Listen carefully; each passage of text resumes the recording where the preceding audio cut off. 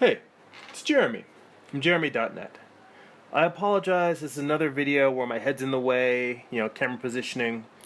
So, there's a couple of shots in here where I'm really in the way. So, I apologize for that. So, a lot of times when I'm working on a piece, I try to get all of my straight edge work. Yeah, that's my head. I try to get all of my straight edge work out of the way right up front. Doing all of my rulers, my straight lines, any ellipse template work that I need to do. I try to do all of that first so that I can just really relax and enjoy the freehand drawing. Now, for those of you who've been subscribed to my channel for a few months, you've seen this piece in various development. I was really hesitant about whether to even post this video at all, because this was supposed to be the final pencil illustration for it, and then beyond that I was going to go into digital color. And this pencil drawing that I'm working on right now is not the final piece. And you've heard me mention in other videos that I go ahead and do a couple more versions and rework it. And right now, one of the reasons why I was hesitant to even post this is because, in a way, I'm almost sick of looking at it. Because I've had to sit this piece aside so I could get issue 6 of Morningstar, my comic, done. And I'm probably going to, finish that issue. And then I have to decide whether I want to dive right into layouts for the next issue or whether I want to come back and take a second swipe at this piece. So, anything that I say about this now in terms of the process, it's almost like, well, I know that I'm ending up changing it because this drawing still isn't going to be the final drawing. I'm going to go basically all the way back to the starting point of this. And that's kind of what I wanted to talk about, is how we think through our creative process.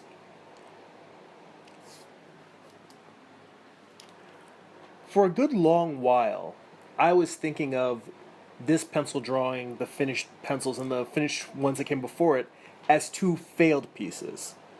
But I'm trying to reframe that in my mind into a way that's more productive. And what I'm thinking about it now is that, with any drawing, you usually do some preliminary sketches and preliminary studies. And I'm trying to think of these drawings that I've done that didn't come out the way I wanted to and are not what should be the finished drawing. I'm trying to think of those as preliminary studies. They're preliminary studies that I thought would be more than that would be the final piece, but they're not. And it's important also, I feel, to show that a good illustration doesn't just fall from the sky. I am by no means a master illustrator. I still have a lot of work to do, still have a lot to learn in terms of my growing, in terms of my draftsmanship, my composition, so many different things. But for any piece that I do that comes out well, I feel like I have to fight and claw and scratch sometimes for every single line that looks good. So I feel like it's also important, when I look at the other artists who I admire, sometimes when they share their process work, it seems like even though they've got a lot of steps into it, it feels like magic just drops out of the sky, like it's just naturally brilliant. But I know because, they talk about how much work they do and the studies that they have to do and the drawing and redrawing. And it's almost like screenwriting, where they say that a screenplay or a novel isn't so much written as it is rewritten. For a lot of my illustrations, it's like that, where it's not just drawn, but it's redrawn and redrawn until I get it right. And even this, I'm going in, I'm pulling out a book that has some anatomy reference in it to try and fix that forearm. And I feel like both of the arms in this piece aren't really working well. The basic volumes aren't moving in the proper dimensions and space that I feel like they should be. And when I talk a little bit more about this, I'll talk about the steps I'm taking to fix it. But it's true in both arms. It really jumps out in the arm that's holding the sword because of the foreshortening. So, one of the big things I was going to say is about thinking through your creative process. In terms of the amount of studies I did, I probably did more sketches and studies for this than I usually do. I probably did 2 or 3 different sketches. I still ended up going through and doing some color studies.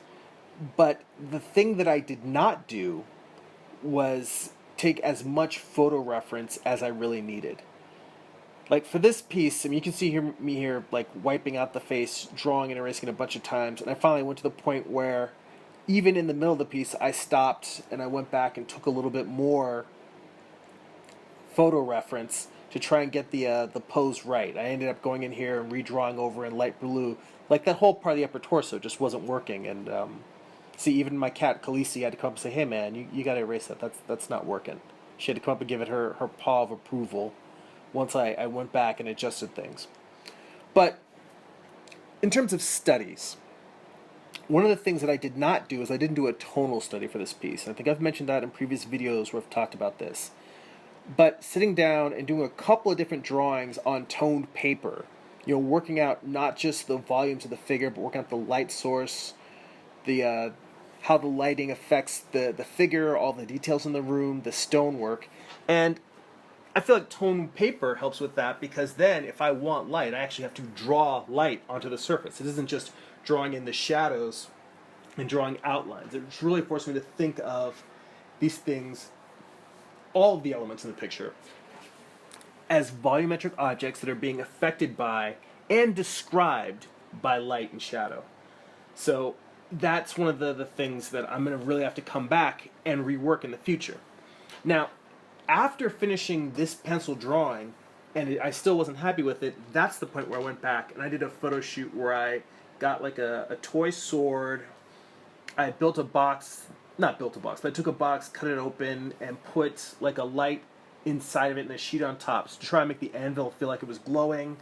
I put a big drapery behind me and then had light shining through that, but I was kind of framed by a hallway, so it kind of gave me a backlit effect. When I come back to this piece and revisit it, then I'll show the photo reference that I shot from that little session, because I feel like it'll be a lot more relevant. Right now, it's not as relevant because it's more like doing this drawing made me realize the reference that I was lacking. However, I'm in an interesting place in that in my comic book work, what I've been doing lately is I've been trying to use more reference there as well. And I've been going back and forth between the photographic reference and then also using reference where I'm drawing from maquettes. Sometimes I'll take pictures of my own hand for the hands. For the heads, I started using an app called Handy that I think another artist showed me, or I heard it mentioned on podcasts. But it's an app that has a bunch of heads and hands, like 3D models that you can pose in light. And that is actually a great tool. But I found I spent so much time messing with the lighting and adjusting it. And then also with the hands, you can change the hands to the positions that you want. So while it's nice in the fact that I can get some female hands, because I don't have lady hands, so I can have some hands that actually look like female hands when I'm doing my photo reference, but I got too caught up in all the extra features, and yeah, Khaleesi likes this one a lot better, but she still says, I got a ways to go. Yeah, the cats, just for some reason, they're just always interested and curious about whatever I'm doing at the drawing table. So, yeah, but it's nice to have their company here while I'm working. Sorry, cats grab my brain. Let me stay on task here. So, with the photo reference, with the Handy app, I got too caught up in the details and the different functions it had. And what I found is, when I'm actually photographing a physical object, it's simply a matter of me turning on my single light source that I'm using. I can turn on a secondary if I feel like the image warrants it, if the composition is supposed to have a secondary light source. But I can just take the couple of busts that I have, the mini busts, and just position them, whatever angle I need, snap a picture, do the same with my actual hands, and it's just a little bit quicker.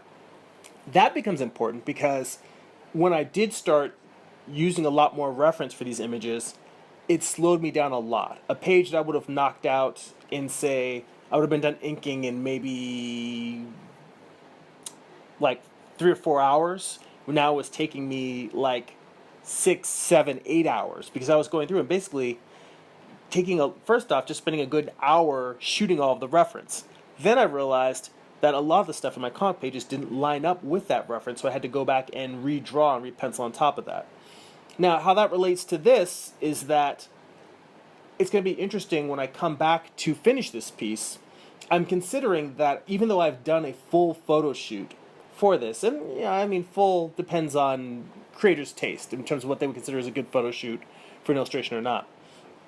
But I am very much considering going back, and even though I've already done this photo shoot, to build a scale room in foam core to take the figurative. I have these little figures, posable figures, that I've been using for the comic book work, and to take one of those and light the same setup that I did for my own photo shoot, but light it for this action figure scale, and build a scale room around him with all of the props, maybe even putting some sculpty on some foam core walls to give it the cobblestone wall texture, and really just build this whole scene and photograph it so I can see how the light works.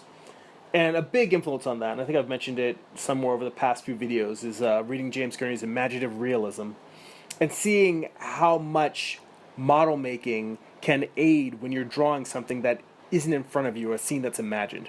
And I mean, it's not like a blacksmith's workshop doesn't exist. They exist out there in the world.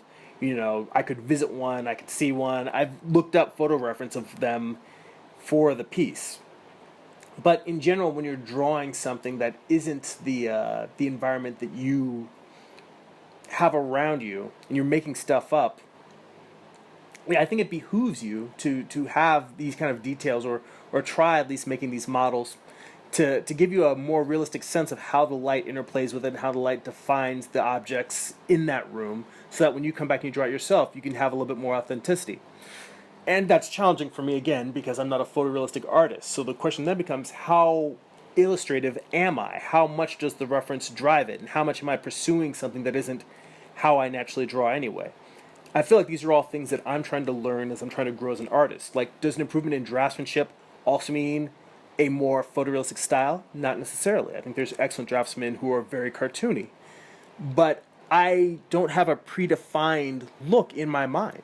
When I talk about wanting to become a better draftsman, I think about the old masters and how they defined form, anatomy, and light, and that's sort of what I look at.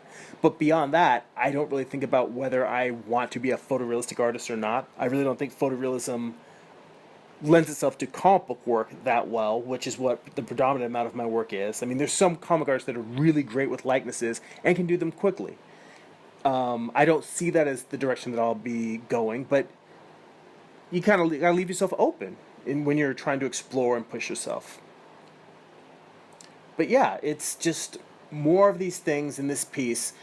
I think there's going to be a break from seeing this for a little while I get Morningstar issue 6 knocked out. But when I come back, I'll start sharing the next step of trying to evolve and rework this piece. Thanks for watching.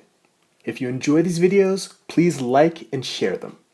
Visit my resources page for free creativity tools and comic books at resources.jeremy.net. That's resources.gerimi.net. Also, visit my main website, jeremy.net, where you can buy my comic books, art prints, and more. There's also links to my Instagram, Twitter, and other social media accounts. That's it for now. Go be creative.